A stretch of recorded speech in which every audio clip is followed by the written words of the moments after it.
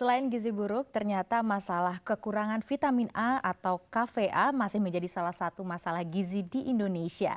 Pemerintah terus berupaya menghantarkan vitamin A pada masyarakat melalui pemenuhan keseimbangan pangan dan pemberian kapsul vitamin A. Lantas bagaimana upaya pemerintah untuk mencegah dan menanggulangi KVA pada balita di Indonesia dan bagaimana cara menghantarkan vitamin A yang terbaik untuk masyarakat khususnya balita?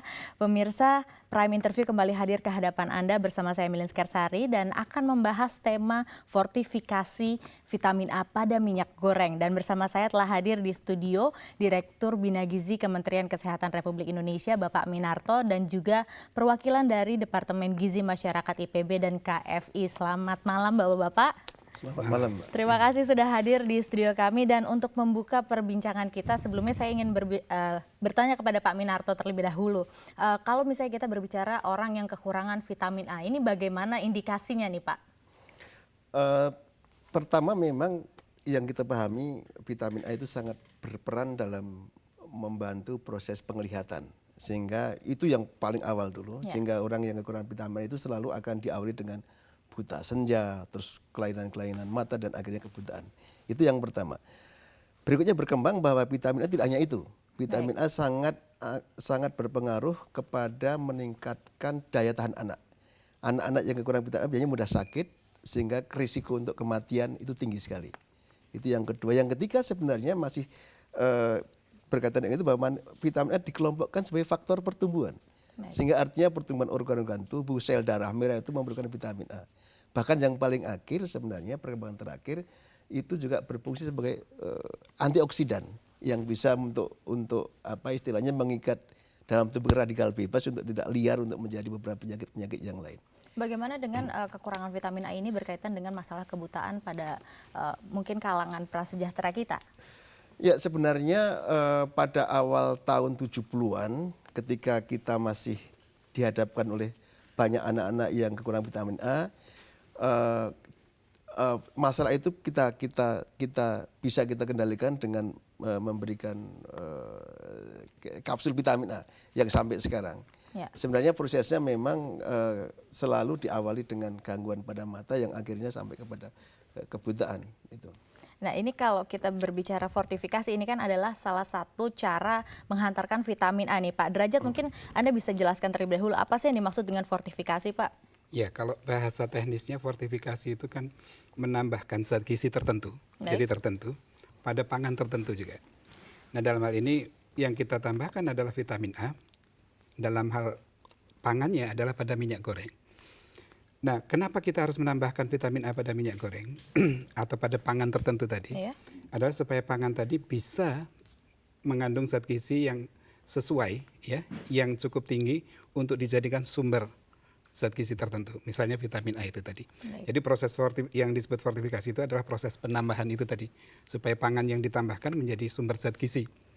Apakah ini adalah cara yang dianggap lebih efektif dibandingkan pemberian kapsul itu Pak? Iya, kita sudah tahu bahwa dari berbagai studi pemberian kapsul itu efektif. Tetapi banyak studi yang menunjukkan bahwa fortifikasi pangan itu tidak hanya efektif, tapi juga cost efektif. Murah. Kenapa? Pertama, fortifikan sendiri sebetulnya, yang disebut fortifikan itu vitamin tadi misalnya ya, itu harganya relatif murah. Kemudian ketika ditambahkan pada pangan, dan dia dibeli atau dibawa ke rumah tangga masing-masing orang yang kekurangan itu, kan tidak perlu cost lagi karena dia sudah nempel pada makanannya gitu. Jadi secara umum itu bukan hanya efektif tapi cost efektif. Jadi ada penambahan, ada cost efektif di sini. Jadi banyak bukti ya di beberapa negara. Misalnya kalau kita lihat di Denmark, di negara-negara Eropa, 1 tahun setelah fortifikasi vitamin A itu dilakukan, mereka yang kurang vitamin A itu langsung anjlok drastis sekali. Jadi angkanya yang tadinya tinggi sekali kemudian jadi turun drastis ya? Iya. Nah tadi kalau dikaitkan dengan yang tadi disampaikan oleh Pak Minarto, sebetulnya begini, suplementasi vitamin A itu kan di Indonesia sudah berlangsung lama. Namun demikian sekarang ada sedikit persoalan, terutama setelah desentralisasi di mana banyak wilayah yang tidak cukup baik mendeliver itu ya. Rata-rata delivery itu sekarang kira-kira 70% Mbak Minarto ya. Nah kemudian kalau kita melihat pada rumah tangga yang miskin itu 30 rumah tangga miskin itu tidak terjangkau atau anak ibunya tidak mampu mengakses atau membawa anaknya ke posyandu dan sebagainya untuk mengakses itu. Artinya apa? 3 dari 10 anak orang miskin tidak dapat kapsul. Baik. Ini kan perlu jaring pengaman ya. Harus ada upaya-upaya lain bagaimana yang 30% itu dan juga mungkin anggota keluarga lain yang juga kekurangan vitamin A, bukan hanya anak balita, itu bisa dapat vitamin A. Baik. Nah disitulah kita melakukan upaya fortifikasi pangan. Jadi upaya ini saling melengkapi. Bukan untuk menggantikan. Bukan untuk menggantikan sama saja sekali ya. bukan untuk Baik. menggantikan. Kalau begitu Pak Minarto, di sini pasti ada hal-hal yang melatar belakangi disetujuinya fortifikasi ini oleh Kementerian Kesehatan kita. Nah ini kalau misalnya hal-hal yang melatar belakangi, apakah salah satunya dengan penelitian yang sudah ada, apa sudah cukup Pak, dianggap cukup Pak ini? Jadi memang masalahnya adalah bahwa memang kita masih masalah vitamin masih menjadi masalah kesehatan masyarakat. Artinya apa? Artinya asupan vitamin A hampir sebagian penduduk kita itu dari makanan nggak cukup. Baik. Itu faktanya sehingga berdampak kepada anaknya, kepada ibu hamilnya. Itu pertama. Jadi nggak cukup intiknya dari makanan nggak cukup dan itu terjadi hampir ya anak balita, ibu hamil dan semua kelompok umur. Ya. Itu alasan pertama. Yang kedua memang kalau kita lihat dari berbagai studi udah banyak sekali Mbak. Jadi kalau kita lihat mungkin hampir lebih dari 7.005 negara itu sudah mencoba mempraktekkan memberikan satu fortifikasi vitamin dalam minyak goreng. Asumsinya memang kan memang disampaikan Pak Derajat, kalau Mbak misalnya sudah biasa minum minyak goreng, sudah biasa goreng, Ya. kalau saya tambahi vitamin A kan akan sampai sebenarnya kan. Ya. Ya itu asumsi kita supaya nanti memang agak sedikit beda. Kalau suplementasi kan dosisnya tinggi sekali itu. Baik. 1 setiap 6 bulan. Ya. Sedangkan dalam fortifikasi itu memang agak sedikit kita rendahkan, tetapi akan menjadi bagian hidup sehari-hari dari seluruh masyarakat. Dan tentunya kita. berkelanjutan di sini ya. Berkelanjutan itu yang Baik, di kita sini. akan lanjutkan perbincangan kita, tapi harus break sejenak. Dan pemirsa jangan kemana-mana, Prime Interview akan kembali setelah komersial break. Tetaplah bersama kami.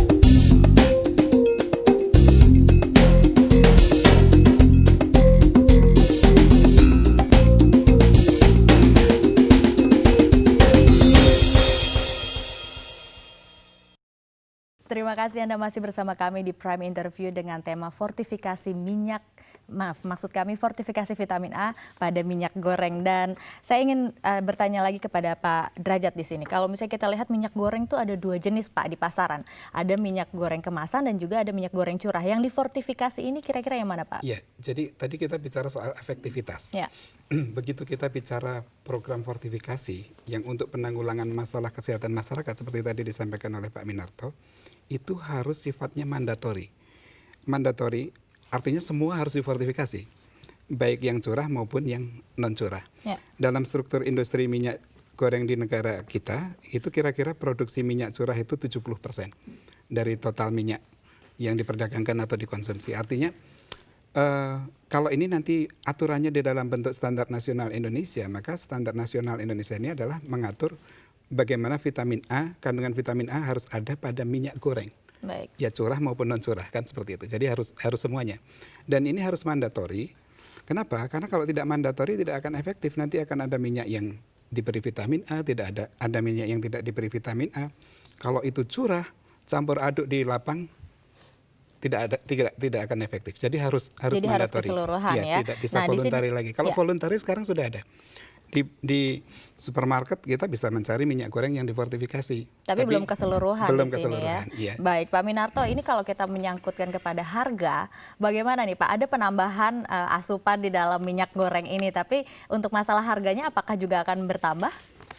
Kalau harganya bertambah signifikan pasti nggak akan jalan. Baik. Karena sasaran kita adalah terus terang teman-teman yang tidak beruntung. Ya. Fortifikasi vitamin A sebenarnya tidak berdampak kepada peningkatan harga kalau mau jujur ya, kecuali kalau dinaik-naikkan ya.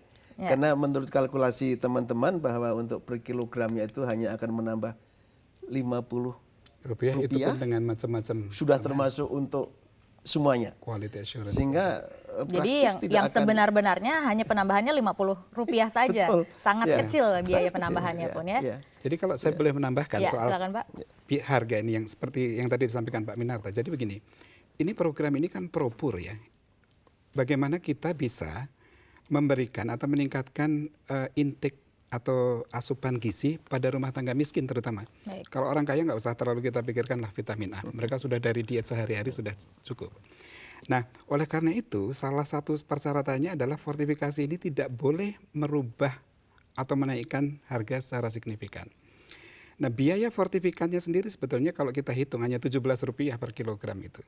Rp17. Kita tambah additional cost untuk macam-macam, katakan Rp50. Padahal harga minyak goreng itu kan mengikuti pasaran internasional. Ya. Bisa jadi naik Rp1.000, satu kali naik Rp50, andai kata itu harus ditanggung oleh masyarakat ya. Ya. Itu hanya satu kali naik saja Rp50. Setelah itu kan tidak naik lagi kan gitu ya.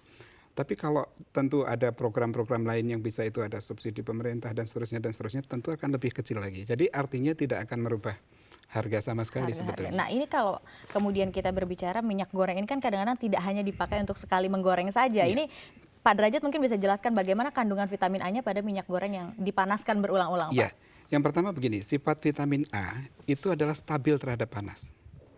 Jadi studi tentang ini sudah sangat established puluhan tahun gitu ya, bahwa dia established. Nah pengalaman kami dari studi-studi di Indonesia, itu sampai tingkat penggorengan ketiga, itu masih sekitar 60-70% retainnya. Nah kalau kita melihatnya pada tukang gorengan mungkin hancur ya, karena dia tapi kalau dari survei-survei di tingkat rumah tangga, apalagi rumah tangga miskin, mereka sangat efisien menggunakan minyak goreng itu. Dia tidak akan mengulang sampai 6 kali, 7 kali, maksimal 3 kali atau 4 kali. Jadi dengan 3 kali itu kita masih bisa berharap vitamin A yang terkandung di situ masih tetap bisa kita pertahankan tinggi, mereka masih bisa memperoleh manfaat dari itu. Nah, secara teknis pun kalau kita bicara teknis ya, kehilangan yang 30% itu kita sudah perhitungkan pada saat kita menambahkan di pabrik. Baik. Sehingga itu yang namanya bahasa teknisnya overage, kita menghitung itu. Nah, sehingga yang diterima dan dikonsumsi itu masih tetap tinggi gitu kan. Jadi sebenarnya tidak ada masalah ya. Tidak ada masalah karena itu teknologi sudah mengatasi persoalan-persoalan seperti itu. Baik, nah ini kalau untuk masalah pendistribusiannya nih Pak, bagaimana Anda melihat pihak industri menyambut fortifikasi minyak goreng ini Pak? Ya sebenarnya prinsip fortifikasi itu kan karena memang kita memilih jenis bahan makanan yang sudah terbiasa dikonsumsi. Ya. Sebenarnya tidak perlu ada masalah dengan distribusi, karena begitu nanti ditetapkan sebagai suatu katakanlah mandatori, maka semua itu akan as it is, mengalir sesuai dengan apa yang biasa mereka konsumsi. Pihak industri sendiri sekarang sudah mulai memproduksinya atau bagaimana? Ya, sekarang di pasar itu sudah banyak yang voluntary, yang secara kalau di supermarket itu sudah banyak yang dengan tulisan dengan vitamin A plus vitamin A itu sudah mulai banyak sekali dan hanya sekarang kan belum semua tadi saya katakan Pak Derajat. Nanti suatu saat ya semua itu akan difortifikasi sehingga akan ya yang ada cuma itu gitu loh. Baik. Sehingga nanti jadi untungnya itu Mbak, kita tidak memikirkan distribusi, tidak memikirkan yang lain karena ini sudah naturally sudah dikonsumsi setiap hari. Baik. Kalau perlu ibu-ibu nggak perlu tahu bahwa ini ada kandungannya atau tidak, tapi sudah dipastikan sudah ada ya. Sudah ada. Jadi itu yang keuntungannya, oleh karena itu seringkali fortifikasi dianggap yang paling murah karena memang tidak perlu distribusi, tidak perlu promosi seharusnya. Baik, hanya perlu dijalankan saja begitu ya. Dijalankan dan diawasi. Di tingkat industri sudah selesai. Baik, kalau begitu kita lanjutkan perbincangan ini setelah break dan pemirsa kami menantikan partisipasi Anda di nomor telepon interaktif kami 02158322. Prime Interview akan kembali setelah komersial break, tetaplah di Metro TV.